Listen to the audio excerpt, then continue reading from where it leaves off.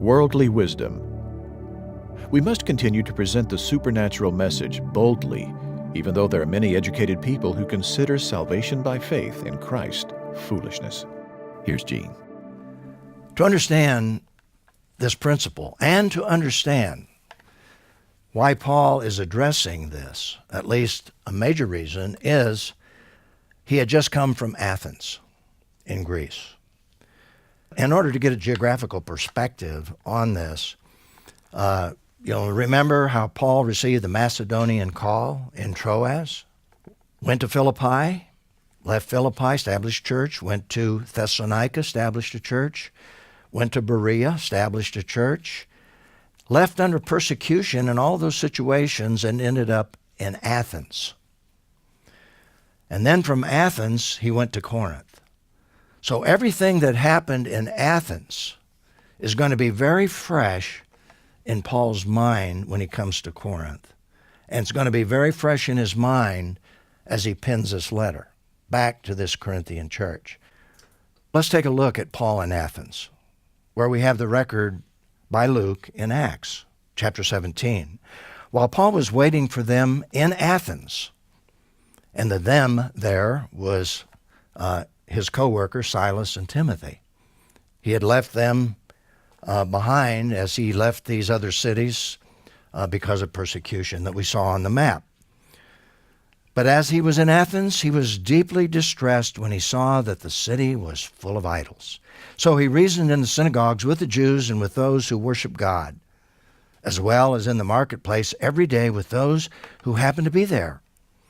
Some of the Epicurean and Stoic philosophers also debated with him, and some said, "What is this ignorant show-off trying to say?" Now, what that simply says is that Paul didn't have a really great experience in Athens. And he debated with these people and shared the gospel of Jesus Christ. In fact, it is so fascinating to have the opportunity, if you ever have the opportunity to go to Athens. I've had that opportunity of teaching. I stood on Mars Hill with my open Bible and taught a group of people. For example, here's just a little segment of that experience. Now just below, and that's where we are, is the Areopagus, which is also called Mars Hill. And this is where Paul met the Epicureans, the Athenians, the philosophers. And if you look over there on that bronze plaque, that's Paul's speech.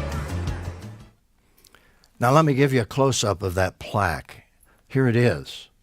And on that plaque, in Greek, there on Mars Hill, is Paul's message to these philosophers, where he shared the gospel of Jesus Christ.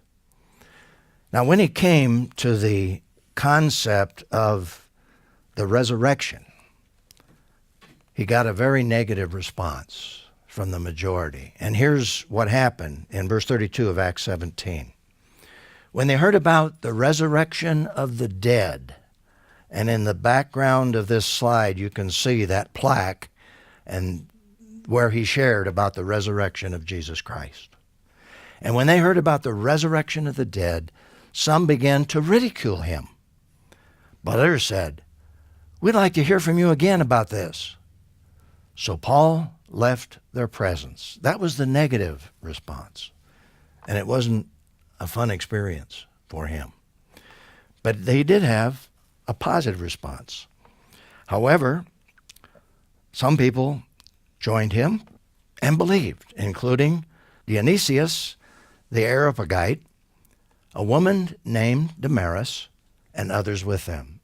There were a few who responded to the gospel of Jesus Christ. Now, the point being this, that if you're going to understand what Paul wrote to the Corinthians, remembering that that was his next stop, he was coming off of an experience that was very fresh in his mind in terms of those who focused on human wisdom, these philosophers. And there were human philosophers, obviously, also in Corinth that were also influencing these Christians. And so with that in mind, it's very helpful to have this background as you go in and continue to look at this letter. 1 Corinthians chapter 1, Verse 18. Let's read it. For the word of the cross is foolishness to those who are perishing. Paul had seen a tremendous demonstration of that on Mars Hill. The gospel was foolishness. They called him some pretty offensive names. But, he continues, it is the power of God to us who are being saved. In other words, he's reflecting, I think, on those who did become believers in Athens, but he's also relating to them, these people, who had come to Jesus Christ in Corinth. And he did not want them to get sidetracked with all of this human wisdom that was based in pride and in arrogance. And that probably was part of the reason these Corinthians were worshiping individuals. Because you see, the Greeks loved, the Romans loved to follow their philosophers. This philosopher, that philosopher, this philosopher. In a sense, they're putting Paul in the same category, or Apollos in the same category as these philosophers. And Paul is addressing this issue and saying, no, we are but people that God is using. And so he says, where's the one who is wise? Where's the teacher of the law? Where is the debater of this age? Hasn't God made the world's wisdom foolish? Boy, he had seen that on Mars Hill. For since it is God's wisdom, the world did not know God through wisdom. God was pleased to save those who believe through the foolishness of what is preached. In other words, the simple gospel message. For the Jews ask for signs, and the Greeks seek wisdom. But we preach Christ crucified, a stumbling block to the Jews and foolishness to the Gentiles. And of course, those philosophers on Mars Hill definitely made some very strong statements about Paul being foolish, literally out of his mind, to be able to think that there's a resurrection of the dead in Jesus Christ. So here we have a very interesting picture of the problem in Corinth and the influences and why Paul wrote what he wrote from his own background. Now let me just say a couple of other things, and that is that we must not misunderstand Paul in the sense that he was not opposed to education. He was one of the most educated men in the New Testament world.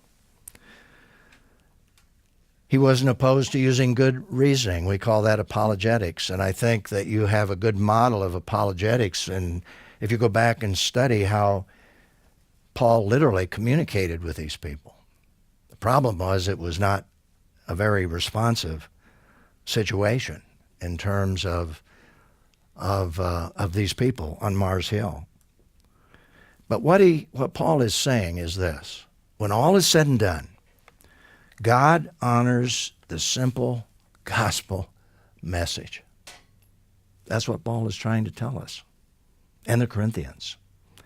The simple gospel message presented in the context of the biblical story.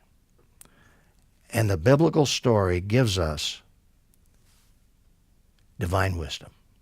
And that divine wisdom, as we'll see, is really focused in Jesus Christ and all that he is and what he's done in the salvation message. Now here's a question for reflection and response, and that is, though we have more knowledge available to us today than ever in the history of the world, why is it that our ethical, moral, and spiritual conditions are in such decline? Think about this. Think about what we know. Think about what we know from the natural sciences, what we know in the field of medicine. Think about what we know from the social sciences, sociology, about mankind, from history, from psychology. Think of all of our knowledge. What's happening? Why the decline? And what does that decline really look like when we really move away from God? Well, Paul tells us in Romans, in that passage, in Romans chapter 1, verse 22, 23, prideful behavior, claiming to be wise. What do we see in our culture today? Claiming to be wise with all that we know. But what's happening to our values? Claiming to be wise, they became fools and exchanged the glory of the immortal God for images resembling mortal man, birds, four-footed animals, and reptiles.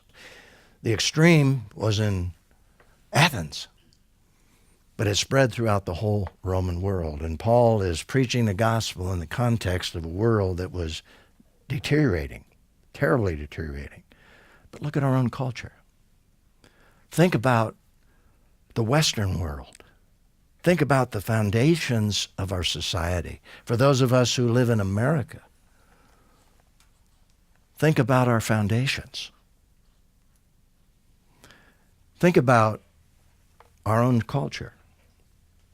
And as I was thinking about our own culture, particularly in America, and I'm an American, I've had the privilege of being born in America, and I thought about our foundations. And I went back and I researched a bit on the Founding Fathers. I've done that before. But let me share just one quote which comes from our second U.S. president, John Adams. And he was a founding father as well, signed the Declaration of Independence. Here's what he wrote. The general principles on which the founding fathers achieved independence were the only principles in which that beautiful assembly of young gentlemen could unite. And these principles only could be intended by them in their address or by me in my answer. And what were these general principles? I answer, the general principles of Christianity, in which all these groups were united, and the general principles of English and American liberty. Now, I will avow, this is our second president, which I think represents many of the Founding Fathers, if you go back and read what they wrote. Now, I will avow that I then believe, and now believe, that those general principles of Christianity are as eternal and immutable as the existence and attributes of God, and that those principles of liberty are as unalterable as human nature and our terrestrial, mundane system. What has happened in our culture? What is happening with all of our knowledge, all of our worldly wisdom, which is not wrong in itself? We're leaving God out. And when you leave God out, everything begins to deteriorate, leading away from God. So let's remember this principle to live by. We must continue to present the supernatural message boldly, even though there are many educated people who consider salvation by faith in Christ foolishness.